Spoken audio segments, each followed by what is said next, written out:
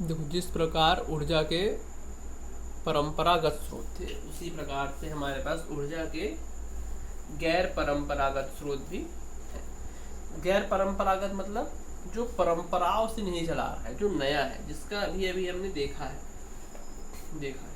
तो जीवाश्मी ईंधनों के बढ़ते उपयोग से ऊर्जा के जो गैर परंपरागत स्रोत है उसका अभाव उत्पन्न हो रहा है। तो जो जिस प्रकार से हम परंपरागत स्रोतों का दोहन कर रहे हैं वो चलता रहा, ठीक है, अगर वो चलता रहा तब क्या होगा, वो सारे स्रोत समाप्त हो जाएंगे। तो इनसे बचने के लिए हमको आवश्यकता है किनकी, गैर परंपरागत स्रोतों, जिसमें प्रमुख रूप से हमारे पास आता है सौर ऊर्जा, पवन ऊर्जा, ज्वारीय ऊर्जा, जो कि नवीकरणीय और जिसका बार बार उपयोग किया जा सकता है। तो सबसे पहले देखते हैं कि ऊर्जा के गैर परंपरागत स्रोत है कौन कौन से। तो सबसे पहले आता है हमारा सौर ऊर्जा। सौर अर्थात सूर्य, किससे आ रही है ऊर्जा, सूर्य की ऊर्जा। सौर ऊर्जा मतलब जो सोलर एनर्जी है, जो सूर्य से हमको जो ऊर्जा प्राप्त होती है वही हमारी सौर ऊर्जा है। क्योंकि हम जहाँ भी देखते हैं, यदि प्राकृतिक रूप से भी देखें तो हमारा जो जीवन है, धरती का पूरा जीवन यापन प्राकृतिक रूप से किस पर निर्भर करता है, सूर्य पर निर्भर करता है। क्योंकि पृथ्वी सूर्य की ही परिक्रमा करती है, सूर्य के कारण ही हमारी पृथ्वी में दिन और रात होते हैं, सूर्य के कारण ही उत्तरायण और दक्षिणायन का दो समय उत्पन्न होता है। तो ये सारी चीजें किस पर आधारित है, सूर्य पर। और सौर मंडल का प्रमुख भी कौन है, सूर्य है। इसलिए सूर्य की जो ऊर्जा है वो हमको ऊष्मा और प्रकाश तो अभी भी देती है, लेकिन इस ऊष्मा और प्रकाश से को विद्युत ऊर्जा में बदल देना, सौर ऊर्जा को विद्युत ऊर्जा में बदल देना हमारे लिए कैसा है, एक ऊर्जा का गैर परंपरागत स्रोत है। इसमें क्या किया जाता है, एक सोलर पैनल होता है, ये एक सोलर पैनल है। इस सोलर पैनल में जर्मेनियम और सिलिकॉन इस तरीके से सेल लगाए जाते हैं। ये सूर्य की ऊर्जा को अवशोषित करते हैं और सौर ऊर्जा को विद्युत ऊर्जा में परिवर्तित किया जाता है। और सौर ऊर्जा से हम क्या क्या बना सकते हैं, सौर तापक बना सकते हैं, सौर तापक, सौर कुकर या सोलर कुकर जिसको बोलते हैं। सोलर कुकर का प्रयोग किसमें किया जाता है, सोलर कुकर का प्रयोग भोजन पकाने के लिए किया जाता है। सोलर ड्रायर, उसके बाद अभी सोलर हीटर का भी आता है, पानी गर्म करने के लिए सोलर हीटर जो बड़े बड़े होटलों में लगा रहता है। तो ये सारी चीज़ें हैं, किसमें है, हमारे पास सौर ऊर्जा है। जिसमें अभी वर्तमान में राजस्थान में एक सोलर प्लांट की स्थापना की गई है और ये सोलर प्लांट 24 घंटे कार्य करता है, 24 घंटे विद्युत आपूर्ति करता है। अमूमन क्या होता है, जब तक सूर्य रहेगा तब तक हमारे पास सौर ऊर्जा रहेगी, लेकिन जो राजस्थान में भी सोलर प्लांट लगाया गया है वो 24 घंटे विद्युत की आपूर्ति करता है। तो आजकल बड़े बड़े सोलर प्लांट लगाए जा रहे हैं, लोग घरों के छत में भी अपना सोलर पैनल लगाते हैं। हालांकि इसका जो इंस्टॉलेशन है ये काफ़ी महंगा होता है। तो इसका सबसे बड़ा प्रॉफिट क्या है, सौर ऊर्जा का। पहली बात तो ये असामाप्य है। क्यों असामाप्य है, सूर्य कभी खत्म होने वाला है क्या, नहीं होने वाला है, लेकिन तत्कालिक सूर्य खत्म होगा क्या, नहीं होगा। तो जब तक हम हैं तब तक हमारे पास सूर्य है, तो ये जब तक सूर्य रहेगा सौर ऊर्जा हमको मिलती रहेगी। प्रदूषण मुक्त है, दूसरी चीज कैसा है, ये प्रदूषण से मुक्त है, किसी प्रकार का पॉल्यूशन नहीं होता। जब हम सोलर पैनल से इलेक्ट्रिसिटी प्रोड्यूस करते हैं तब वहाँ पर ना तो कार्बन का उत्सर्जन होता है, ना ही किसी अन्य प्रदूषक तत्वों का उत्सर्जन होता है। लेकिन इसका हानि क्या है, या कुछ सीमाएं हैं। पहली बात तो सूर्य हमें 24 घंटे उपलब्ध नहीं होता, 24 घंटे उपलब्ध नहीं है। फिर खर्चीला है, क्योंकि जर्मेनियम और सिलिकॉन का जो हम इंस्टॉलेशन करते हैं ये काफ़ी महंगा होता है। तो एक आम आदमी अपने घर में इतना महंगा इंस्टॉलेशन नहीं कर सकता, और स्रोत के विस्तृत होने से ऊर्जा की क्या होती है, बर्बादी होती है। तो ये इसकी कुछ सीमाएं हैं सौर ऊर्जा के। फिर भी यदि हम लॉन्ग टर्म में देखें, मतलब लॉन्ग टर्म में यदि हम देखें, यदि 20 से 30 सालों का हम डाटा निकालें, तो क्या पाएंगे कि लगभग 30 सालों में हमको वही कॉस्ट पड़ रहा है सोलर एनर्जी का जो हमको नॉर्मल थर्मल पावर प्लांट में पड़ने वाला है। तो हालांकि इनिशियल कॉस्ट खर्चीला होता है, फिर भी लॉन्ग टर्म में ये हमारे लिए कैसा है, काफ़ी वैल्यूएबल है। दूसरा चीज जो आता है हमारे पास सबसे वो होता है पवन ऊर्जा। गैर परंपरागत स्रोतों में जो ली जाती है वो है पवन ऊर्जा, अर्थात जो ऊर्जा किससे बनाई जा रही है, हवा से। बड़े बड़े जो पवन चक्की लगाए जाते हैं, तो विश्व का सबका प्रथम पवन चालित बस अड्डा बनाया गया था, कहाँ पर, स्कॉटलैंड में। तो पवन चक्की या पवन ऊर्जा कैसे कार्य करता है, ये भी एक असमाप्त स्रोत है। ये बड़े बड़े इस तरीके से मैदानों पर पवन चक्की लगाई जाती है।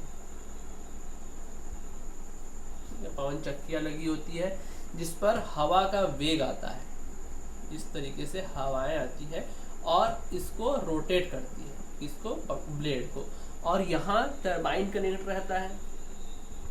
जब टरबाइन कनेक्ट रहता है, फिर जिस प्रकार से विद्युत ऊर्जा, जल विद्युत ऊर्जा उत्पन्न हो रही थी, उसी प्रकार से पवन ऊर्जा भी क्या से विद्युत उत्पन्न होता है जो जनरेटर से जुड़ा होता है। और पवन चक्कियों का जो समूह होता है वो कहाँ, तटीय क्षेत्रों में, पर्वतीय घाटियों में लगाया जाता है। क्यों? क्योंकि समुद्र का तट है, ये समुद्र तट है, यहाँ पर पवन चक्की लगा है। तो जो समुद्री इलाका है वहाँ से काफ़ी तीव्र हवाएं आती रहती है। इस तरीके से तीव्र हवाएं आने के कारण पवन चक्की आसानी से घूमता है, पहला। या फिर जो घाटीय क्षेत्र है, बड़ी बड़ी घाटी, जहाँ पर अधिक ऊंचाई में हम उसको आसानी से लगा सके, या जहाँ पर आसानी से हमको हवा मिले, इन क्षेत्रों पर ये लगाई जाती है। ठीक, सबसे ज़्यादा पवन farm Netherland, Germany, Denmark, UK, USA तथा स्पेन में पाए जाते हैं। और पवन चक्की का छोटा रूप गांव में देखे होंगे। गांव में जो किसान होते हैं, धान पैरा से धान को अलग करने के लिए क्या किया करते हैं, सूपा लेकर, एक पंखा रहता है उसको हाथ से घुमाया जाता है, वो पवन चक्की का छोटा रूप है। उसके सामने सूपा लेके किसान खड़े रहते हैं और धीरे धीरे उसके सामने धान को की बाली को गिराते जाते हैं। तो धान की बाली नीचे गिरती है और उसमें जो भूसी रहती है वो उड़ कर दूर चली जाती है। तो उसी को जब हम बड़े रूप में दिखते हैं तो क्या करता है, पवन चक्की का रूप धारण कर लेता है, जिससे हमको पवन ऊर्जा प्राप्त होती है। पवन ऊर्जा का भी सबसे बड़ा लाभ क्या है, ये भी प्रदूषण मुक्त है, क्योंकि इसमें भी हम हवा को ना नुकसान पहुंचा रहे हैं, ना हवा से हमको कुछ नुकसान हो रहा है। और एक बार यदि इसको लगा दिया गया किसी भी स्थान पर, एक बार इसको असेंबल कर दिया गया, उसके बाद इस पर देख रेख का, रख रखाव का खर्च काफ़ी सीमित होता है और विद्युत उत्पादन की लागत कम हो जाती है। फिर सुरक्षित है, इससे दुर्घटना की संभावना नहीं है। देखो, जैसे जल विद्युत ऊर्जा में बाढ़ आने की संभावना रहती है, पवन ऊर्जा में बाढ़ आने की संभावना भी नहीं है। तो सुरक्षित है और सेफ है। लेकिन हानि क्या है, सबसे बड़ा जो नुकसान है इसका वो है ध्वनि प्रदूषण। घर में देखना, जब हमारे घर में पंखा चलता है, अगर पंखे की स्पीड बढ़ा देंगे तो कितना तेज आवाज़ करता है। अब ये विशाल का पंखा जमीन पर खड़ा है और हवा के माध्यम से चल रहा है, तो जाहिर सी बात है उसमें विभिन्न जो ध्वनि प्रदूषण है काफ़ी तेज होगा। इसका भी जो स्टार्टिंग कॉस्ट है वो काफ़ी महंगा है। जैसे सोलर पैनल था, तो ये भी लगाने में हमारे लिए कैसा है, काफ़ी खर्चीला है, पक्षियों के लिए हानिकारक है।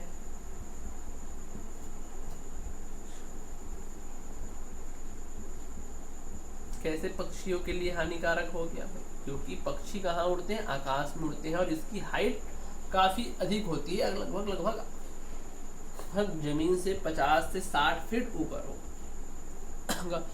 काफ़ी ऊंचा हाइट में होता है और लगभग उसी हाइट पर छोटी पक्षियाँ उड़ती है।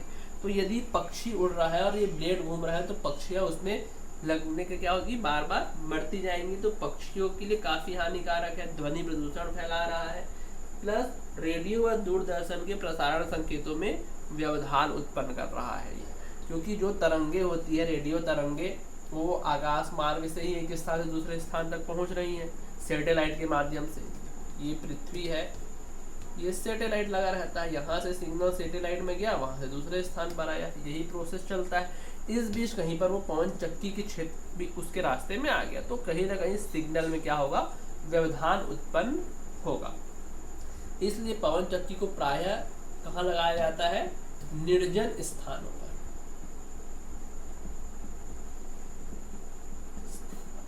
मतलब जहाँ जो रहने वाले लोग हैं वो काफी कम है, आबादी काफी कम होती है, ऐसे क्षेत्रों पर पवन ऊर्जा को स्थापित किया जाता है।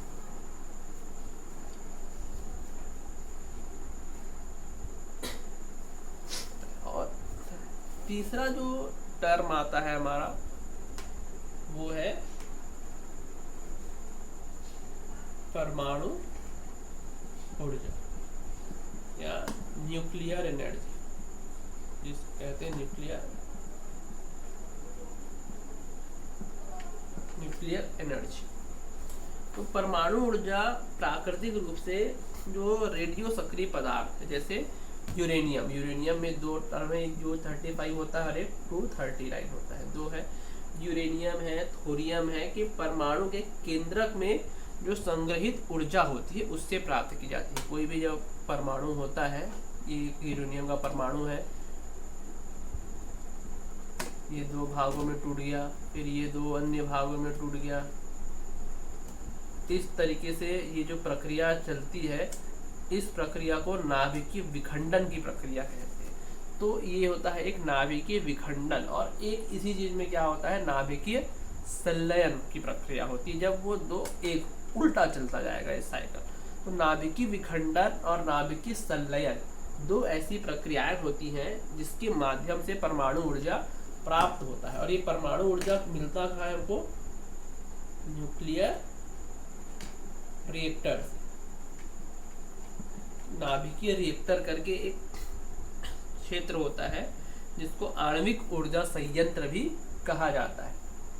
यहाँ पर नाभिकीय विखंडन के माध्यम से ऊर्जा उत्सर्जित की जाती है और इसका प्रयोग क्या इसमें किया जाता है, विद्युत ऊर्जा के लिए किया जाता है। तो भारत में परमाणु ऊर्जा के प्रमुख केंद्र हैं, तमिलनाडु में कलपक्कम, महाराष्ट्र में तारापुर, राजस्थान में कोटा में राणा प्रताप सागर, उत्तर प्रदेश और कर्नाटक। और भारत में राजस्थान और झारखंड के पास यूरेनियम के पर्याप्त निक्षेप भी है। हमारे पास देखे थे कि खनिज संसाधन कहाँ कहाँ प्राप्त होता है, तो राजस्थान है और झारखंड में हमको भी आसानी से प्राप्त भी होता है।